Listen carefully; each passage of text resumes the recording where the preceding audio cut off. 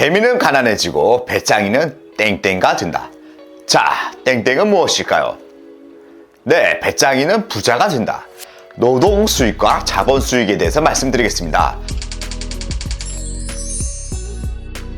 혹시 자본 수익에 대해 고민해 본 적 있으신가요? 최근에 이 단어가 이곳저곳에서 자주 들리는 것 같습니다.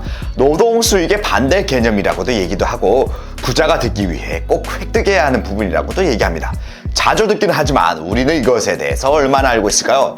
사실 우리가 그동안 학교에서 배워왔던 것은 노동 수익을 통해 멋있게 성공하는 것이었습니다. 대기업, 공무원, 변호사, 의사, 약사 등 어떻게 하면 노동 수익에서 돈을 많이 벌 수 있을까에 대한 고민이었습니다. 결국 대다수의 사람들이 노동 수익을 통해서만 생활하게 되는 결과로 이어지게 됩니다. 살짝 비꼬아 얘기한다면 현대판 노예 수업을 대대손손 이어가며 받는 것입니다. 이렇게 평생 노력하며 얻는 노동 수익의 대가는 약 25세에서 65세까지 연봉 3천만 원에서 1억 원입니다. 아무리 노력해도 일부 소수를 제외하고는 1억 원을 넘어서는 것이 쉽지 않습니다.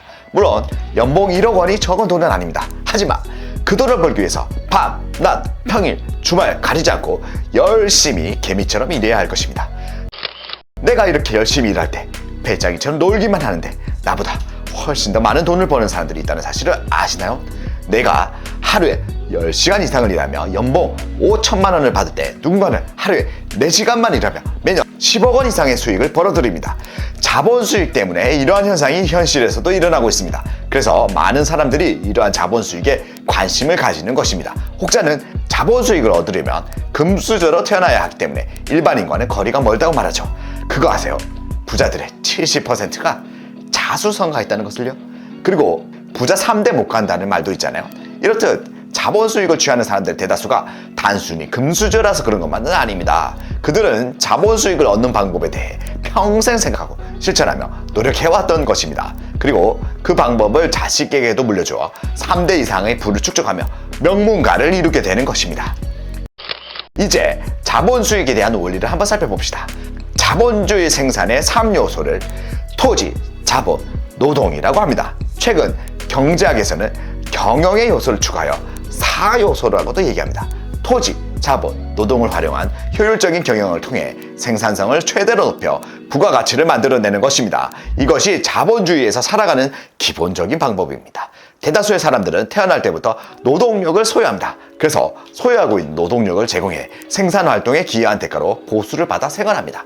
이러한 노동 수익의 원천은 나의 정신적, 육체적 노동입니다. 그래서 분명한 한계가 있습니다. 근무할 수 있는 시간적, 공간적 제한이 있습니다. 하루에 10시간 이상 일하는 것과 65세 이후에 일하는 것은 쉽지 않습니다. 제주도와 같은 휴양지에서 일하는 것도 마찬가지로 쉽지 않습니다. 좀 더 적극적인 사람들은 경영을 통해 CEO가 되려고 합니다.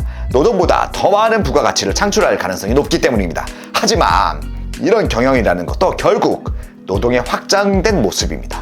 시간과 공간의 한계성을 동시에 가지고 있습니다. 그렇다면 토지와 자본은 어떨까요? 토지와 자본은 24시간 동안 내가 잠을 자는 시간에도 일을 합니다. 내가 여행을 떠났을 때도 일을 하며 나에게 수익을 가져다 줍니다. 워렌 버핏도 동일한 말을 했습니다. 만약 당신이 잠자는 동안 돈 만드는 방법을 찾지 못한다면 당신은 죽을 때까지 일할 것이다. 워렌 버핏. 그 방법은 토지와 자본을 통해 수익을 만드는 것입니다. 즉, 토지와 자본을 최대한 많이 소유하는 것입니다. 이 두 가지를 소유하고 있으면 노동을 하지 않아도 생산활동 과정에서 발생하는 수익을 가져갈 수 있습니다. 자본주의 생활활동에 필요한 토지를 빌려주고 임대료를 받을 수 있습니다. 자본주의 생산활동에 필요한 자본을 빌려주거나 투자하여 이자 또는 배당을 받을 수 있습니다. 내가 노동을 하거나 경영을 하지 않았음에도 불구하고 수익이 나에게 돌아오는 것입니다. 자본 수익은 내가 시간을 들여 노력하는 것과 비례하지 않습니다. 선택을 올바르게 하는 방향성의 문제입니다. 해외여행을 다니며 도심이 아닌 곳에서 일을 할 수도 있고 한 달 또는 1년에 한두 번 일하고 나머지 시간은 여가를 즐길 수도 있습니다.